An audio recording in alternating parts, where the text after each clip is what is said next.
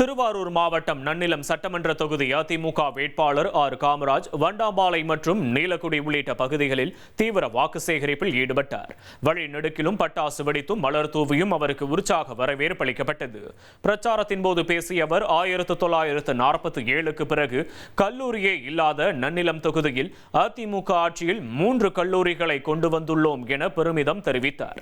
எதிர்க்கட்சித் தலைவர் எடப்பாடி பழனிசாமி மீண்டும் முதலமைச்சரானதும் குடும்பங்களுக்கு 10,000 ரூபாய் நிவாரணம், மினி கிளினிக் திட்டம் மற்றும் நெல் குவிண்டாலுக்கு 3,500 ரூபாய் வழங்கப்படும் என உறுதியளித்த அவர் இரட்டை இலை சின்னத்திற்கு பெருவாரியான வாக்கு அளிக்குமாறு பொதுமக்களிடம் கேட்டுக்கொண்டார்.